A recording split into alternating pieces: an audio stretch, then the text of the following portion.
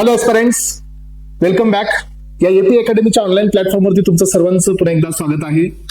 तर एस्पिरंट्स, आजच्या या सेशनमध्ये आपण drug and cosmetic act 1940 rules under their 1945 या टॉपिक मध्ये असणारा नेक्स्ट पोर्शन म्हणजे एक इम्पॉर्टंट आस्पेक्ट आज आपण स्टडी करायला जात आहोत आणि दॅट इज कॉल्ड शेड्यूल्स.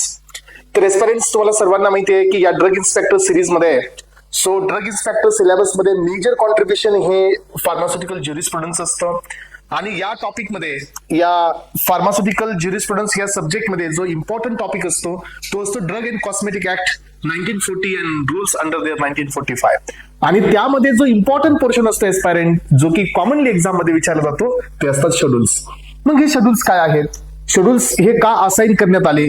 कोणत्या आस्पेक्ट्स वरती हे schedules A B C D या वेगवेगळ्या ऑर्डर मध्ये असाइन करण्यात आले? तर एस्पिरंट्स, प्रत्येक शेड्यूलची एक युनिकनेस आहे, प्रत्येक शेड्यूल मध्ये एक युनिक पॉइंट आहे जो की तुम्हाला एक्झाम ओरिएंटेड किंवा वेगवेगळ्या कॉम्पिटिटिव्ह एक्झाम मध्ये मोस्टली या ड्रग इन्स्पेक्टरच्या एक्झाम मध्ये आपल्याला जास्त इंटेन्सिटीने पाहायला मिळतात. याबद्दलचं कम्प्लीट डिस्कशन आज आपण आपल्या लेक्चरमध्ये करणार आहोत.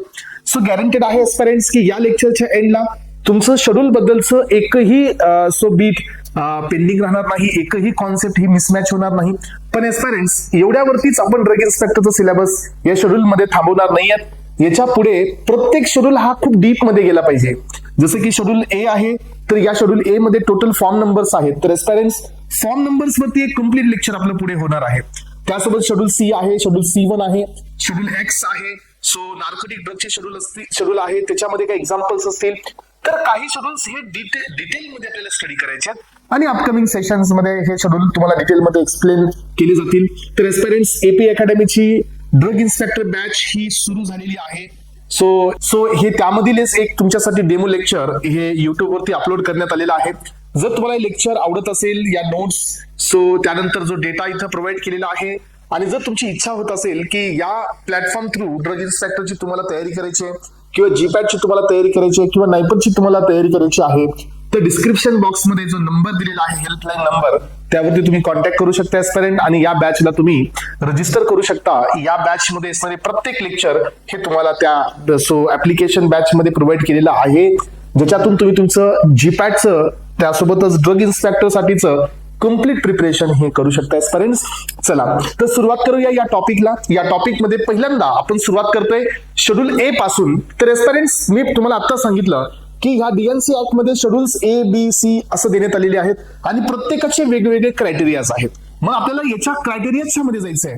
शेड्यूल ए हा कोणत्या क्रायटेरियासाठी असाइन करण्यात आला, शेड्यूल बी हा कोणत्या क्रायटेरियासाठी असाइन करण्यात आला, शेड्यूल C1 हा कोणत्या क्रायटेरियासाठी असाइन करण्यात आले, तर याच्याकडे तुमचा फोकस असला पाहिजे. आणि याच ओरिएंटेशन क्वेश्चन्स तुम्हाला मेन पेपर मध्ये पाहायला मिळतात एस्पिरंट्स.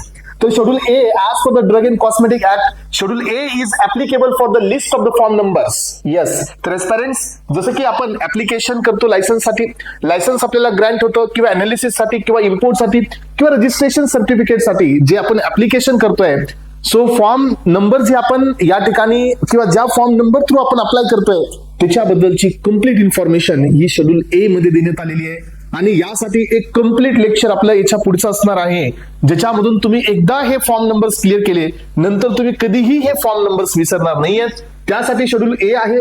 तर एस्पिरंट, शेड्यूल बी जो आहे हा आहे प्रिस्क्राइब्ड फीस साठी. ज्यावेळेला तुम्ही एखादा प्रोडक्ट हा अनालिसिस साठी पाठवता, हा प्रोडक्ट अनालिसिस मध्ये गेल्यानंतर या प्रोडक्टची जी फीस तुम्हाला पे करावी लागते, याच्यासाठीचा जो क्रायटेरिया आहे तो शेड्यूल बी मध्ये देण्यात आलेला आहे एस्पिरंट्स. जो तुम्ही सेंट्रल ड्रग लॅबोरेटरी आणि गव्हर्नमेंट अनालिस्टच्या लॅबोरेटरीसाठी तुम्ही जे फीस पे करता हे शेड्यूल बी मध्ये देण्यात आलेली आहे.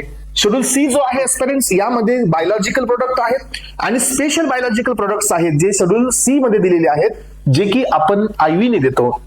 यामध्ये खूप सारे एक्झाम्पल्स आहेत. सेरा आहे, वॅक्सिन आहे, टॉक्झिन आहे, अँटीजन, अँटीटॉक्झिन, इन्सुलिन, पिट्युटरी ग्लँडचे एक्स्ट्रॅक्ट्स असतील, ऍडमलिन आणि दुसरे काही हॉर्मोन्स असतील, बॅक्टेरियल प्रोडक्ट असतील, पेनिसिलिन आणि अदर काही अँटीबायोटिक्स असतील, रिकॉम्बिनंट डीएनएचे प्रोडक्ट्स असतील एस्पिरंट्स, त्यासोबतच काही डायग्नोस्टिक एजंट्स असतील. हे आहेत तुमचे शेड्यूल सी मध्ये, जो की biological and the special biological product साठी हा शेड्यूल सी देण्यात आलेला आहे, which are given by the intravenous administration. त्यासोबतच एस्पिरंट्स, सेकंड वन आहे, याच्या पुढचा जो शेड्यूल आहे तो आहे शेड्यूल C1. हा पण बायोलॉजिकल प्रोडक्ट साठीच आहे एस्पायरंट्स, बट हे नॉन इंजेक्शनल आहेत किंवा नॉन पॅरेंटल्स आहेत. याचे एक्झाम्पल्स पहा, डिजिटॅलिस आहे, सो अर्गोट आहे, then fish liver oil, so cod liver oil, vitamins असतील आणि काही सर्टेन हॉर्मोन्स आहेत जे की आपण नॉन इंजेक्शनली देतो. हे पण बायोलॉजिकल प्रोडक्ट्स आहेत aspirants, so which are given in the schedule C1. त्यानंतर पहा एस्पायरंट, याच्या पुढे जो शेड्यूल आहे तो आहे शेड्यूल D. हा शेड्यूल कशासाठी देण्यात आलाय माहितीये तुम्हाला aspirants? So schedule D specify the classes of drug exempted from the certain import regulation. तुम्हाला सर्वांना माहिती आहे एस्पायरंट्स की एखादा ड्रग हा इम्पोर्ट करायचा असेल, so then you have to follow some rules and regulation. मग आता शेड्यूल D मध्ये जे रूल्स अँड रेग्युलेशन्स आहेत जे ड्रग इम्पोर्ट करण्यासाठी ऍप्लिकेबल असतात त्याच्यापासून तुम्हाला एक्झेम्पशन मिळणार आहे, त्याच्यापासून तुम्हाला सूट मिळणार आहे, त्याच्यासाठीचा हा शेड्यूल आहे, that is schedule D. So याच्यामध्ये जनरली असे ड्रग्स किंवा असे सबस्टन्सेस येतात, so those who are not intended for the medicinal use, जसे की लॅक्टोज असतील, ओट्स असतील किंवा सर्टेन फूड आयटम्स असतील, त्यांच्यासाठी हा शेड्यूल D आहे. त्यानंतर पाहायचं शेड्यूल D1 जो आहे तो इन्फॉर्मेशन आणि अंडरटेकिंग आहे for the registration of the drugs, ज्याला आपण हे जे इन्फॉर्मेशन आणि रजिस्ट्रेशन आहे ही ड्रगच्या मॅन्युफॅक्चरिंग साठीची आहे. सो त्याच्यासाठीची एक अंडरटेकिंग तुम्हाला या शेड्यूल D1 मध्ये द्यायची आहे एस्पिरंट्स. सो अगेन D2 पण तसंच आहे, पण ही रजिस्ट्रेशन आणि ही अंडरटेकिंग जी तुम्हाला द्यायची आहे, सो या रजिस्ट्रेशन सर्टिफिकेट जे तुम्हाला इथून इश्यू करायचं आहे हे बल्क ड्रग साठीचं आहे. एवढा हा दोघांमध्ये डिफरन्स आहे. त्यानंतर पहा एस्पिरंट्स, नेक्स्ट आहे शेड्यूल E1. E1 मध्ये पहा aspirants, in relation to the Ayurveda, Siddha आणि युनानी यांच्या रिलेशन मध्ये जो ड्रग टॉक्सिक आहे, जो ड्रग हार्मफुल आहे, ज्या ड्रगची आपल्या बॉडीवरती द ड्रग अब्यूजचा इफेक्ट असतो, त्या ड्रगचं मॅन्युफॅक्चरिंग प्रोहिबिटेड केलं जातं या शेड्यूल E1 च्या अंडरमध्ये. हे पहा, द युनानी, सिद्ध आणि Ayurveda drugs so which R prohibited for the manufacturing. So ज्याचं की आपण मॅन्युफॅक्चरिंग स्टॉप करतोय. का स्टॉप करतोय? कारण ते ड्रग टॉक्सिक आहेत, हार्मफुल आहेत किंवा त्यांच्याकडे ड्रग अब्यूज करण्याची प्रॉपर्टी आहे. यामध्ये काही एक्झाम्पल्स पण तुमच्या समोर आहेत एस्पिरंट्स, जे की शेड्यूल E1 मध्ये देण्यात आलेले आहेत. यानंतरचा नेक्स्ट शेड्यूल आहे एस्पिरंट्स शेड्यूल F. शेड्यूल F हा स्टँडर्ड्स आणि कंडिशन्स साठी असतो for the manufacturing, storage, distribution of blood banks, blood products आणि बायोलॉजिकल प्रोडक्ट्स इन इंडिया यांच्यासाठीचा हा शेड्यूल असतो, ज्याच्यामध्ये ब्लड बँकचे सर्व क्रायटेरियाज, ब्लड मॅन्युफॅक्चरिंग असेल, ब्लडचे प्रोडक्ट्स असतील त्यांचे सर्व क्रायटेरियाज, त्यांच्या सर्व स्टँडर्ड कंडिशन्स ह्या सगळ्या शेड्यूल F मध्ये देण्यात आलेले आहेत एस्पिरंट्स. मग तुम्ही मला सांगा, हे असं का करण्यात आलं? यांचं पाठीमागे एकच ऑब्जेक्टिव्ह आहे, to ensure the safety, quality आणि efficacy of the blood and blood related products. जे ब्लड आणि ब्लड रिलेटेड प्रोडक्ट्स आहेत एस्पिरंट्स, यांची सेफ्टी, क्वालिटी आणि इफिकेसी ही मेंटेन होण्यासाठी हा स्टँडर्ड जे काही तुम्हाला लागणार आहे हे शेड्यूल F च्या अंडर मध्ये दिलेलं आहे, जे तुम्हाला इथून फॉलो करायचं as per the drug and cosmetic act. त्यानंतर पहा एस्पिरंट्स, F1 मध्ये काय दिलंय की minimum requirements for the grant of a licence to procure the blood components to ensure the safety, quality. So safety collection, testing असेल, storage असेल, distribution असेल blood आणि ब्लडच्या कॉम्पोनंटचा. याचा अर्थ काय की तुम्हाला जर समजा एखाद्या प्रिमायसिसला लायसन्स प्रिमायसिस मध्ये कन्वर्ट करायचे, ज्या ठिकाणी तुम्हाला ब्लड टेस्टिंग करायचे, ब्लडचं डिस्ट्रीब्युशन करायचे, ब्लडचं स्टोरेज करायचे एस्पिरंट, then you should have the sufficient space, you should have the sufficient equipments, so you should have the sufficient, so the qualified persons. जर तुम्ही असं असेल तर त्याची जी मिनिमम रिक्वायरमेंट आहे ही F1 च्या अंडर मध्ये दिलेली आहे, ज्याच्या थ्रू तुम्ही हे या शेड्यूल थ्रू तुम्ही लायसन्सला ग्रँट करू शकता तुमच्या नावावरती. चला तर एस्पिरंट, यानंतर पहा नेक्स्ट शेड्यूल आहे शेड्यूल F. शेड्यूल F जो आहे हा शेड्यूल F स्टँडर्ड साठी देण्यात आलेला आहे. So sorry, surgical dressing and the bandage cloth यांचे जे स्टँडर्ड असतील, जे की यांची स्टॅबिलिटी असेल, यांची क्वालिटी असेल, सो हे सेफ आणि इफेक्टिव्ह असायला पाहिजेत. याच्यासाठी जे काही लागणारे स्टँडर्ड्स आहेत एस्पिरंट्स, यांना या शेड्यूल F1 मध्ये देण्यात आलेला आहे. यानंतर पहा, सॉरी, या सगळ्यांना F2 मध्ये देण्यात आलेला आहे. यानंतर पुढे येतो आपण, पुढचा पॉइंट आहे एस्पिरंट्स F3 म्हणजे स्टँडर्ड्स आहेत अम्बिलिकल टेप्स, जे की तुम्ही पाहता न्यूबॉर्न बेबी याचे जे अम्बिलिकल असते ही कट करून तिथे टाय करावी लागते, त्या ठिकाणी हे टेप्स वापरले जातात. तर याच्यासाठी जे स्टँडर्ड्स आहेत एस्पिरंट्स हे F3 च्या मध्ये दिलेली आहेत, so to ensure the quality of the product. यानंतर पहा एस्पिरंट्स, डबल F हा जो शेड्यूल आहे हा शेड्यूल आहे स्टँडर्डायझेशन और standard for the ophthalmic preparation. Ophthalmic preparation म्हणजे जे आय केअर प्रोडक्ट्स असतात ज्यांना आपण आय मध्ये इन्स्टॉल करतो, so for the prevention of irritation और एनिथिंग एल्स. सो ते जे जेवढे प्रोडक्ट्स असतील एस्पिरंट त्याच्या रिलेटेड जेवढे स्टँडर्ड्स आहेत हे सगळे स्टँडर्ड्स दिलेले आहेत शेड्यूल डबल F मध्ये. जसं की एक्झाम्पल मध्ये सोल्युशन असतील, आय ड्रॉप्स असतील, आय सस्पेन्शन असतील किंवा आईचे ऑइंटमेंट्स असतील, यांच्यासाठी लागणारे जेवढे स्टँडर्ड्स आहेत एस्पिरंट्स हे शेड्यूल एफ मध्ये देण्यात आलेले आहेत. So to get the product safe, to get the product effective and to get the product with high quality, हे मेंटेन करण्यासाठी जे स्टँडर्ड्स लागतात ते स्टँडर्ड्स या शेड्यूल मध्ये दिलेत.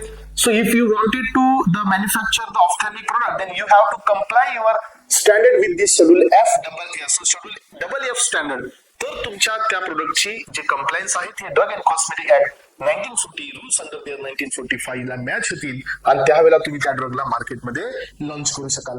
चला तर एस्पिरंट्स, सो याच्यामध्ये मग काय काय इम्पॉर्टंट असतं, प्रिझर्वेटिव्हचं कॉन्सन्ट्रेशन, पॅकेजिंग असेल, रिक्वायरमेंट असतील, लेबलिंग असेल. एस्पिरंट तुम्हाला सर्वांना माहिती आहे की जे ऑप्थॅल्मिक प्रोडक्ट्स असतात त्यांच्यावरती लेबलिंग दिलेली असते की सो हे टॉपिकल ऍप्लिकेशन साठी आहे.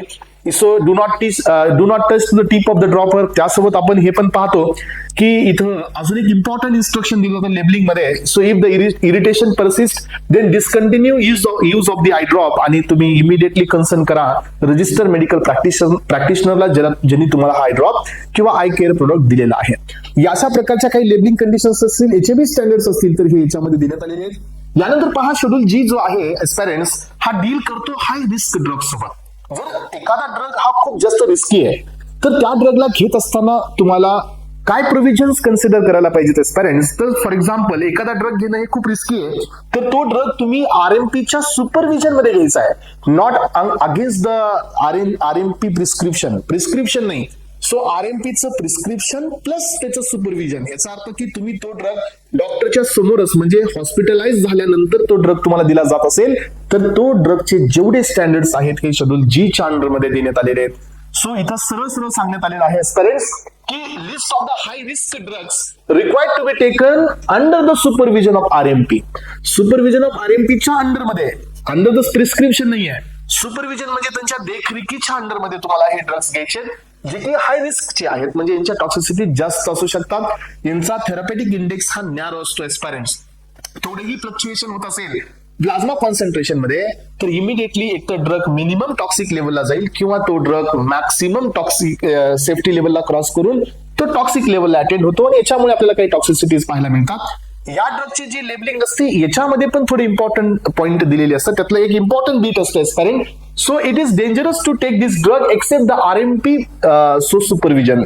जर तुम्ही मेडिकल सुपरविजनच्या देखरेखीमध्ये जर ड्रग नाही घेत असाल शेड्यूल जी मध्ये, सो शेड्यूल जी मधल्या सगळ्या ड्रग्स बद्दल तर तुम्ही ड्रग घेणं हे डेंजरस आहे.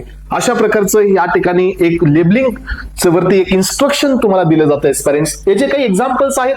एल एस्पॅराजिनेस हा एकच एन्झाईम आहे एस्पिरंट जो अँटी कॅन्सर आहे, इन्सुलिन आहे, क्लोरेनब्युसिल आहे, क्लोरथायाझाइड आहे, क्लोरप्रोपॅमाइड आहे, सो डॉक्झोरुबिसिन, सो इथोसक्सिमाइड हा आहे अँटी इपिलेप्टिक ड्रग.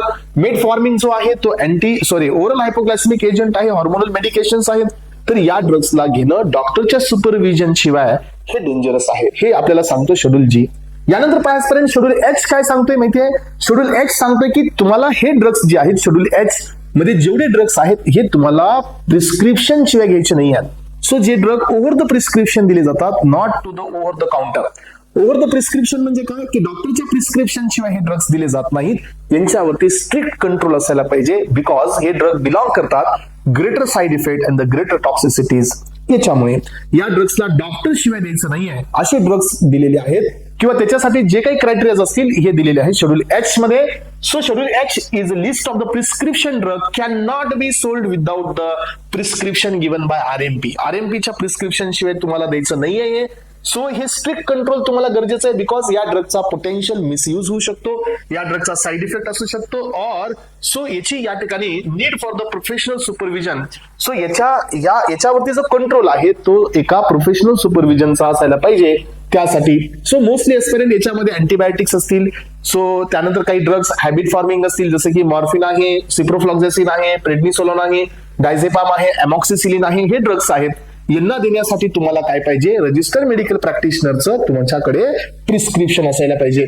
यानंतर पाहिजेपर्यंत शेड्यूल जे काय सांगतोय, शेड्यूल जे हा इंडिकेट करतो disease or ailments which are not to be claimed to prevent or cure. म्हणजे तुम्ही याची ऍडव्हर्टाइजमेंट नाही करू शकत, तुम्ही याला क्लेम नाही करू शकत की हा जो डिसीज आहे तो आम्ही 100% सो क्लिअर करू किंवा 100% याला प्रिव्हेंट करू किंवा 100% आम्ही या डिसीजला क्युअर करू. अशा प्रकारचे तुम्ही ऍडव्हर्टाइजमेंट नाही करू शकत किंवा अशा प्रकारचा तुम्ही क्लेमही नाही करू शकत. याच्यासाठीचे जे स्टँडर्ड कंडिशन्स आहेत हे शेड्यूल जे मध्ये देण्यात आलेले आहेत एस्पिरंट्स. यामध्ये एड्स आहे, अंजायना पेक्टोरिस आहे, आर्टिओक्लेरोसिस आहे, ब्लाइंडनेस आहे, ब्रोंकियल अस्थमा आहे, कॅन्सर आहे, त्यानंतर बेनाइन ट्युमर आहे, हे सगळे डिसीज याच्यामध्ये आलेले आहेत. यानंतर पहा पुढे आहे शेड्यूल के. शेड्यूल के काय सांगतो माहितीये? शेड्यूल के हा या ठिकाणी तुम्हाला इंडिकेट करतोय. सो याच्यामध्ये पण थोडंसं तुम्हाला एक्झेम्पशन पाहायला मिळणार आहे एस्पिरंट्स. हे पहा, शेड्यूल के म्हणजे लिस्ट ऑफ द सबस्टन्स, असे ड्रग्स ज्यांचं एक्झेम्पशन करण्यात आलेलं आहे स्पेसिफिक रेग्युलेशन पासून. असे ड्रग्स ज्यांचं एक्झेम्पशन करण्यात आलेलं आहे स्पेसिफिक रेग्युलेशन पासून. So for the requirement of the drug licence, एखाद्या ड्रगचं लायसन्स तुम्हाला पाहिजे तर त्याच्यासाठी तुमच्याकडे स्पेसिफिकेशन्स आहेत. तुम्हाला ते स्पेसिफिकेशन मॅच करावे लागतात. Until unless you match that specification, तोपर्यंत तुम्हाला त्या ड्रगचं लायसन्स मिळत नाही. मग शेड्यूल के हा काय सांगतोय की इथं या स्पेसिफिकेशन पासून काही सूट देण्यात आलेली आहे. जिथं तुम्हाला ड्रग्स विदाउट लायसन्स पण तुम्हाला सोल्ड करता येतील. याचा अर्थ हे ड्रग तुम्हाला सोल्ड करण्यासाठी कुठल्याही प्रकारचं स्पेसिफिक लायसन्सची गरज नाही आहे. मग हे ड्रग्स कोणते आहेत? हे ड्रग्स ते आहेत ज्यांचा यूज हा मेडिसिनल पर्पज साठी नाही आहे, ज्यांचा यूज हा हाऊस रेमेडीसाठी आहे. या ड्रग्सला स्पेसिफिक लायसन्स पासून एक्झिम्प्ट करण्यात आलेला आहे आणि this exemption has been given in the schedule K. मग आता हे हाऊस होल्ड रेमेडीज मध्ये कोण आहेत? Paracetamol tablets, analgesic balms, antacids आहेत, कॅल्शियमचे प्रिपरेशन्स आहेत, लोजेन्जेस आहेत, tablets for the cough, cold और द सोर थ्रोट आहे एस्पिरिन्स. पण एस्पिरिन यामध्ये एस्पिरिन देण्यात आले नाही आहे, because aspirin now days used as a medicinal purpose to decrease the platelet aggregation. Because हे कॉक्स इनहिबिटर आहे नॉन सेलेक्टिव्हली आणि इव्हेंच्युअली हा इनहिबिट करत असतो थ्रोम्बोक्सिन A2 जो की प्लेटलेट एग्रीगेशनचा एक मेन मीडिएटर असतो. त्यामुळे aspirin and the quinine has been removed from the schedule K. हे तुम्हाला लास्ट स्टेटमेंट मध्ये हे तुम्हाला दिसत असेल एस्पिरिन. यानंतरचं नेक्स्ट पॉइंट आहे ते आहे गुड मॅन्युफॅक्चरिंग प्रॅक्टिसेस साठीचं शेड्यूल. तुम्हाला सगळ्यांना माहिती आहे एस्पिरिन्स की एखादा प्रोडक्ट हा क्वालिटी, एखादा प्रोडक्ट हा सेफ्टी, एखाद्या प्रोडक्टची इफिकेसी मेंटेन होण्यासाठी त्या ड्रगची मॅन्युफॅक्चरिंग पण प्रॉपर झालेली असायला पाहिजे. प्रॉपर याचा अर्थ गुड मॅन्युफॅक्चरिंग असायला पाहिजे. मग एखादी कंपनी ही गुड मॅन्युफॅक्चरिंग ड्रग प्रोडक्शन का करेल? जोपर्यंत त्या कंपनीला हे गुड मॅन्युफॅक्चरिंग प्रॅक्टिसेस करण्यासाठी काही स्टँडर्डायझेशन किंवा काही स्टँडर्ड ऑपरेटिंग प्रोसिजर किंवा स्टँडर्डायझेशन और standards in the layout design, standards in the space, standard in the ventilation, premises, ह्या सगळ्याबद्दलचे काही स्टँडर्ड्स ऑलरेडी कुणीतरी सेट केले नसतील तोपर्यंत कंपनी यांना फॉलो करणार नाही. त्यामुळे ड्रग अँड कॉस्मेटिक ऍक्टच्या अंडरमध्ये कंपनीसाठी गुड मॅन्युफॅक्चरिंग स्टँडर्ड्स देण्यात आले शेड्यूल एम च्या अंडरमध्ये, ज्याच्यामध्ये प्रीमायसेस आले, प्लांट्स आले, इक्विपमेंट्स आले. हे सगळ्या गोष्टी जेवढ्या लागतात एखाद्या कंपनीला त्याचं स्टँडर्ड्स या शेड्यूल एम मध्ये देण्यात आले आणि कंपनीने गव्हर्नमेंटने हे नोटिफाय केलं. If you wanted to get the GMP, if you wanted to get the drug good manufacturing practices, then तुम्ही काय करा? शेड्यूल एम ला कंप्लाय करा. शेड्यूल एम हा कंप्लाय करा. शेड्यूल एम चे जर तुमच्याकडे कंप्लायन्स येत असेल तर डेफिनेटली तुमची प्रॅक्टिस ही गुड मॅन्युफॅक्चरिंग प्रॅक्टिस आहे. त्यामुळे शेड्यूल एम जो आहे आजपर्यंत डील करत असतो ड्रग आणि कॉस्मेटिक्सच्या गुड मॅन्युफॅक्चरिंग प्रॅक्टिसेस मध्ये. Deals with the GMP for the pharmaceutical products and the industries. याच्यामध्ये आपण काय मेंटेन करतो पहा? Facilities, requirements, equipment, sanitation, production processes, quality control असेल, सगळ्यांचं काम आहे. Ensure the purity, ensure the quality, ensure the safety, ensure the efficacy. मग आता याच्यामध्ये पार्ट 1, पार्ट 2 आहे. Part 1 deals with the good manufacturing practices and the factory premises. For the small volume parenteral, large volume parenteral याच्यामध्ये पुन्हा काही सब class आहेत ऍस्पिरंट्स. Part 1B जो deal करतोय सॉलिड डोसेस फॉर्म साठी. पार्ट 1C डील करतोय liquid साठी, सिरप असेल, इलेक्झर असेल, इमल्शन असेल, सस्पेन्शन असेल. पार्ट 1D डील्स करतोय टॉपिकल प्रोडक्ट साठी. पार्ट 1E डील करतोय ऍस्पिरंट मीटर डोस इनहेलर साठी, जे पावडर डोसेस फॉर्म आहेत जे आपण मीटर नाही घेतो. पार्ट 1F हा डील करतोय एस्पिरंट. E हा मीटर डोस साठी आहे. F हा डील करतोय ऍक्टिव्ह फार्मास्युटिकल इन्ग्रेडियंट साठी म्हणजे API मॅन्युफॅक्चरिंग साठी. याच्यामध्ये जो पार्ट 2 आहे एस्पिरंट हा डील करतोय प्लांट आणि इक्विपमेंट साठी. अशा प्रकारे शेड्यूल एम हा आपण पाहिला, हा प्लेन एम आहे एस्पिरंट. आता याच्यामध्ये पुन्हा वापस M1 आहे, M2 आहे आणि M3 आहे. M1 पण GMPचाच आहे एस्पिरंट. पण हे जीएमपी आहेत होमिओपॅथिक प्रिपरेशनचे. M2 हा पण जीएमपीचाच आहे स्टुडंट्स, पण हे कॉस्मेटिक साठीचे आहे. M3 पण जीएमपीचाच आहे स्टुडंट्स, पण हा मेडिकल डिव्हाइस साठीचा आहे. तर एस्पिरंट्स एवढे हे बीट आहेत जे की एकदम युनिकली तुम्हाला एक्झाम मध्ये येतात. त्यामुळे तुम्हाला याच्याबद्दलची माहिती असणं हे खूप जास्त गरजेचं आहे. चला तर एस्पिरंट्स यानंतर पहा, नेक्स्ट आहे शेड्यूल एन. शेड्यूल एन हा minimum years requirements for the premises, equipments आणि general provision to running the efficient pharmacy. Pharmacy run करण्यासाठी मिनिमम प्रोव्हिजन्स, मिनिमम इक्विपमेंट्स आणि मिनिमम प्रिमाइसेस हे जे देण्यात आलेले आहेत एस्पिरंट्स, हे शेड्यूल एनच्या अंडरमध्ये देण्यात आलेले आहेत. त्यामुळे सो इथं लेआउट डिझाईन असेल, व्हेंटिलेशन असेल, स्पेस असेल, फर्निचर असेल, रिक्वायर्ड ॲपरेटस असतील, सो क्लिनिनेस असेल, स्टोरेज असेल, रेकॉर्ड असेल, रेकॉर्ड कीपिंग असेल, हे सगळंच कशासाठी? To run the efficient pharmacy, जिथून तुम्हाला ड्रग क्वालिटी, सेफ्टी आणि इफिकेसी मिळतील. त्याचे स्टँडर्ड हे एन मध्ये देण्यात आलेले आहेत एस्पिरंट्स. यानंतर पहा, नेक्स्ट शेड्यूल आहे शेड्यूल ओ. शेड्यूल ओ देण्यात आलेला आहे standards of the disinfectant fluids. So जे डिसइन्फेक्टंट असतात, अँटीसेप्टिक आणि डिसइन्फेक्टंट तुम्हाला माहिती आहेत एस्पिरंट्स, जे आपण फ्लोरिंग वरती जे युज करतो टू किल द बॅक्टेरिया हे असतात डिसइन्फेक्टंट, आणि जे आपण ऊन वरती अप्लाय करतो to kill the bacteria so ते असतात, सो किल म्हणण्यापेक्षा टू इनहिबिट द, त्याच्यामध्ये बॅक्टेरियोस्टाइडल आणि बॅक्टेरियोस्टॅटिक. सो जर आपण समजा अँटीसेप्टिक म्हणतोय तर हे काय करतात, हे बॅक्टेरियलची ग्रोथ ही स्टॉप करतात आणि यांना आपण अँटीसेप्टिक असं म्हणतो. आणि जे फ्लोरिंग वरती आपण युज करतो ते असतात तुमचे disinfectant fluids. So disinfectant fluids मध्ये पण पुन्हा वापस दोन क्लास आहेत. ब्लॅक अँड व्हाईट फ्लुइड साठी पार्ट 1 आहे आणि other than black and white fluid ज्यांचा कलर आहे त्यांच्यासाठी पार्ट 2 आहे.